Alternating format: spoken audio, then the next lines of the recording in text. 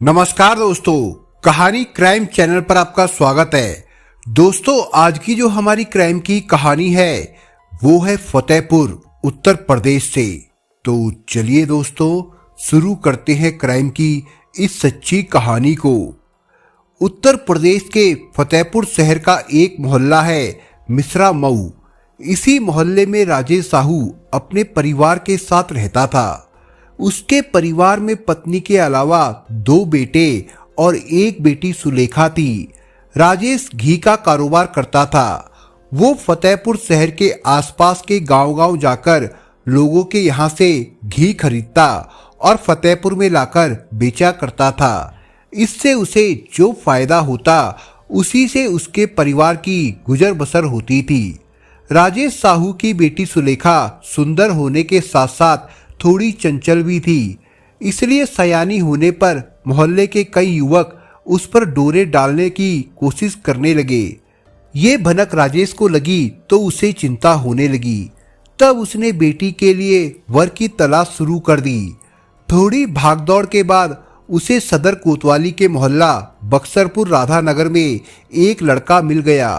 लड़के का नाम राजू प्रसाद साहू था। उसके पिता भगवान दीन साहू के पास 5 बीघा उपजाऊ भूमि थी। भगवान दीन के 2 बेटे राम बाबू तथा राजू प्रसाद थे। राम बाबू की शादी हो चुकी थी।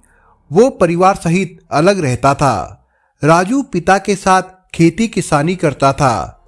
बातचीत शुरू हुई तो राजू और सुलेखा का रिश्ता पक्का हो गया। फिर जल्द ही दोनों की शादी हो गई। राजू सुंदर पत्नी पाकर खुश था, जबकि सुलेखा अपने सांवले और दुबले पतले पति से खुश नहीं थी। शादी से पहले उसके मन में पति की जो छवि थी, राजू उसमें कहीं भी फिट नहीं बैठता था। लेकिन अब शादी हो गई थी, इसलिए मजबूरी में उसके साथ तो रहना ही था। शादी के 3 साल बाद सुलेखा एक बेटी अर्पिता की मां बन गई थी। अर्पिता के जन्म के बाद राजू ने पत्नी की भावनाओं की उपेक्षा करनी शुरू कर दी, जबकि बेटी जनने के बाद सुलेखा का रूप और निखर आया था और वो हर रात पति का साथ चाहती थी। राजू थका हारा शाम को लौटता और खाना खाकर सीधा सो जाता। सुलेखा कभी पहल करती तो राजू झल्ला उठता, आज बहुत थक गया हूँ, अभी सोने दो। पति की बात सुनकर सुलेखा मायूस हो जाती। राजू की कमाई से घर का खर्चा तो किसी तरह से चल जाता था, लेकिन सुलेखा अपनी हसरतें पूरी नहीं कर पाती थी। एक तो शारीरिक इच्छाएं, दूसरी अधूरी तमन्नाएं। ऐसे में औरत बहकने लगती है। सुलेखा भी बहकने लगी थी। उसने पति को दिल से निकाल दिया था और तमन्नाएं पूरी करने के लिए किसी नई मीत की तलाश में जुट गई थी। इन्हीं दिनों राजू प्रसाद साहू के घर रामराज का आना जाना शुरू हुआ। रामराज बांदा जिले के करौली गांव का रहने वाला था। रिश्ते में रामराज राजू का मौसेरा भाई था। रामराज साहू ट्रक ड्राइवर था। वो खूब पैसे कमाता था। वो स्वयं तो पीता ही था, उसने राजू को भी शराबी बना दिया था। सुलेखा की सुंदरता और चंचलता की वजह से रामराज का दिल उस पर आ गया था। वो जब भी सुलेखा के घर आता, मौका मिलने पर उससे हंसी मजाक करने से नहीं चूकता। सुलेखा भी उससे खुलकर हंसी मजाक करती थी। वो भी उसे मन ही मन चाहने लगी थी और अपनी तमन्नाएं पूरी करने को ललायित थी। रामराज गबरू जवान था। एक दिन रामराज आया तो राजू प्रसाद घर में नहीं था। सुलेखा को अकेली पाकर उसके दिल की धड़कनें बढ़ गई। वैसा ही कुछ हाल सुलेखा का भी था। उसने इटराते हुए कहा, आओ देवर जी, कैसे आना हुआ। भाभी ट्रक लेकर प्रयागराज जा रहा था। फतेहपुर के ढाबे पर रुका तो अचानक तुम्हारी याद आई तो मन मचल उठा। मैंने पहले तो मन को मनाने की कोशिश की। जब मन नहीं माना तो ये सोचकर चला आया कि चलकर प्यारी भाभी के दीदार कर लूं। कभी कभी सोचा करता हूँ कि इतनी सुंदर भाभी काले कलूटे राजू भैया के पल्ले कैसे पड़ गई। अपना अपना नसीब है देवर जी, मेरी तकदीर में यही लिखा था। सुलेखा ने लंबी सांस लेकर कहा। सुलेखा के इस जवाब से रामराज को लगा कि उसका तीर सही निशाने पर लगा है। वो उसके एकदम करीब आकर बोला, नसीब अपने हाथ में होता है भाभी, मैं आपसे प्यार करता हूँ। मैं कोई पराया तो नहीं हूँ। वैसे भी मैं ना जाने कब से तुम्हारी खूबसूरती का दीवाना हूँ। देवर जी, ये दीवानापन छोड़ो और अब चुपचाप चले जाओ। कहीं वो आ गए तो पता नहीं क्या सोचेंगे। सुलेखा ने उसकी आंखों में झांकते हुए कहा। रामराज ने उसे बाहों में भरकर कहा, भाभी मैं चला तो जाऊंगा पर खाली हाथ नहीं जाऊंगा। आज तो तुम्हारा प्यार लेकर ही जाऊंगा। सुलेखा को बाहों में भरते ही उसने उसके साथ छेड़छाड़ शुरू कर दी। सुलेखा ने उसकी इस हरकत का कोई विरोध नहीं किया। इसकी वजह यह थी कि वो भी यही चाहती थी। उसने मुस्कुराते हुए कहा, भूखे भेड़िए की तरह क्यों टूट पड़ रहे हो? थोड़ा सब्र से काम लो, दरवाजा खुला है। वैसे भी तुम जो कर रहे हो वो ठीक नहीं है। रामराज समझ गया कि सुलेखा को कोई आपत्ति नहीं है। इसका उसने पूरा फायदा उठाया और अपने तथा सुलेखा के बीच की दूरियां मिटा दी। इस तरह सुलेखा के कदम एक बार बहके तो बहकते ही चले गए। मौका मिलते ही रामराज सुलेखा के घर आ जाता। सुलेखा भी उसका हर तरह से सहयोग कर रही थी। इसकी वजह यह थी कि वो उसके पति से हर महीने में 21 था। सुलेखा ने रामराज से अवैध रिश्ता बनाया तो वो उसकी हर तमन्ना पूरी करने लगा। वो उसकी आर्थिक मदद तो करता ही था, उसके लिए नई साड़ियाँ तथा अन्य सामान भी लाता था। राजू उसके आने पर कोई टोका टाकी ना करे, इसके लिए वो उसे मुफ्त में शराब पिलाता था। सुलेखा और रामराज का ये अवैध संबंध चोरी छिपे सालों तक चलता रहा।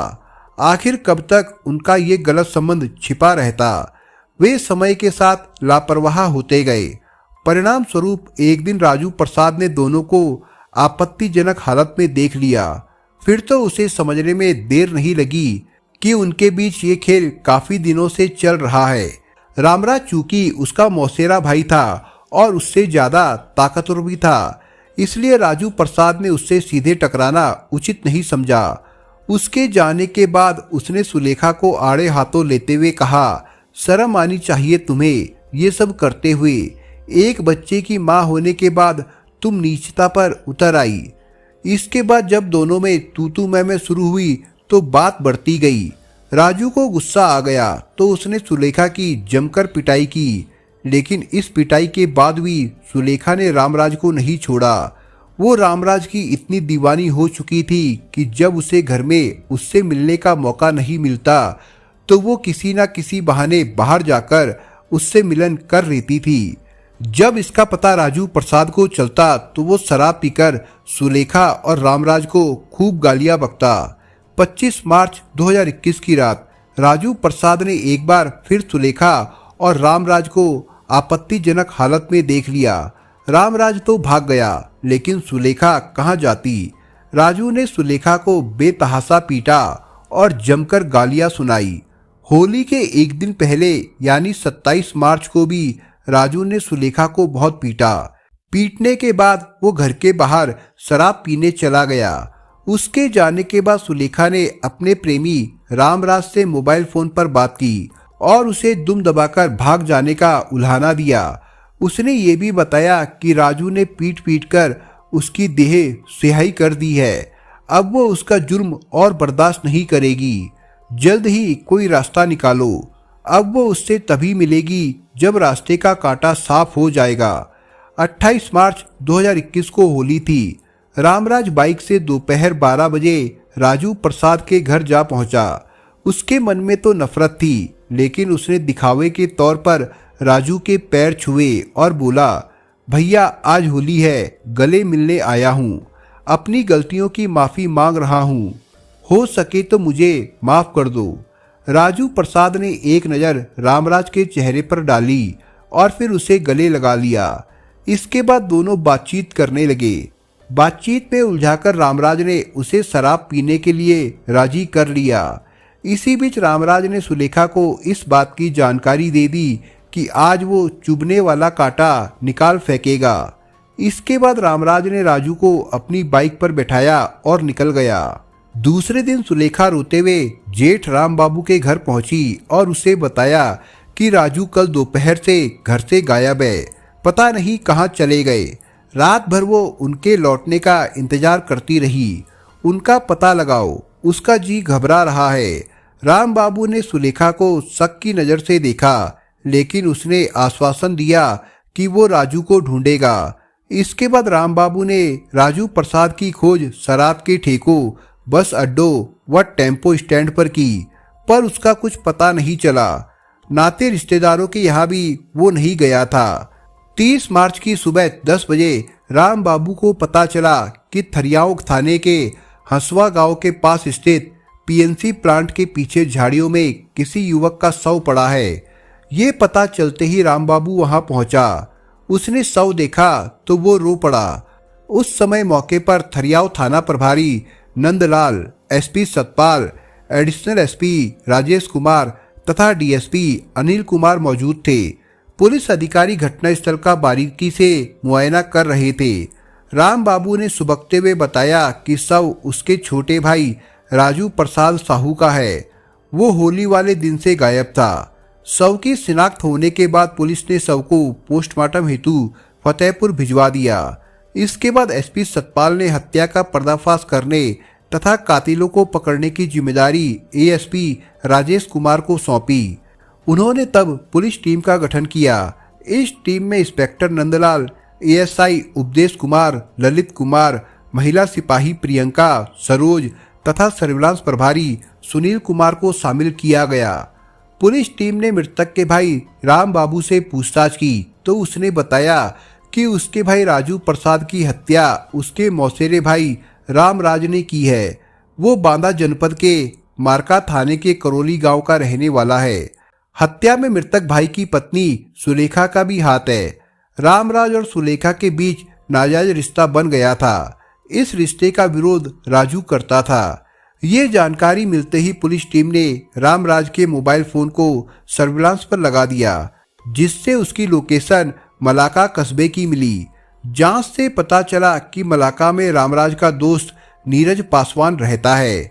लोकेशन मिलते ही पुलिस टीम ने 2 अप्रैल 2021 की सुबह करीब 5 बजे नीरज पासवान के घर छापा मारा और रामराज तथा नीरज को गिरफ्तार कर लिया।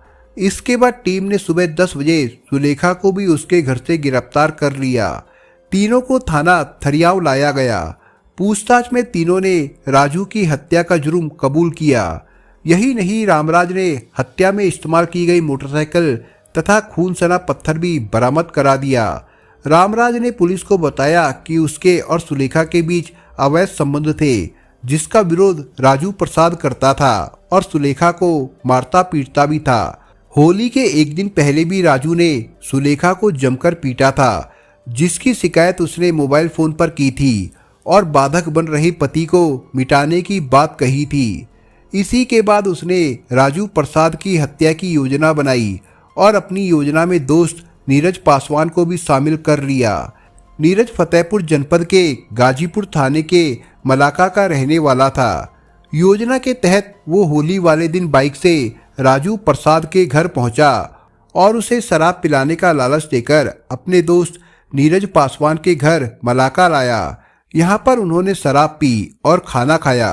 मलाका में शराब पीने के बाद वो नीरज और राजू प्रसाद मोटरसाइकिल से घूमने निकले। वो बाइक से हुसैनगंज, छिविलहा, हथगाम होते हुए पीएनसी प्लांट पहुंचे। प्लांट के पीछे बैठकर उसने राजू प्रसाद को फिर शराब पिलाई। इसके बाद राजू प्रसाद जब नशे में आधा बेहोश हो गया तो उसने नीरज की मदद से पत्थर से सिर कूचकर राजू प्रसाद की हत्या कर दी और वापस मलाका आ गए, जहां से पुलिस ने उन दोनों को गिरफ्तार किया था। थाना प्रभारी नंदलाल ने बयान दर्ज करने के बाद मृतक के भाई राम बाबू की तहरीर पर धारा 302/201 के तहत सुलेखा, रामराज व नीरज के खिलाफ रिपोर्ट दर्ज कर ली तथा उन्हें विधि सम्मत गिरफ्तार कर लिया। 3 अप्रैल 2021 को थाना थरियाव पुलिस ने अभियुक्त रामराज, नीरज व सुलेखा को फतेहपुर की कोर्ट में पेश किया, जहां से उन तीनों को ही जिला जेल भेज दिया गया था और फिलहाल तीनों के तीनों अभी तक जेल में ही बंद थे। उनकी जमानत नहीं हुई थी। दोस्तों, इस कहानी के बारे में आपके विचार क्या है, हमें कमेंट बॉक्स में ज़रूर बताएं।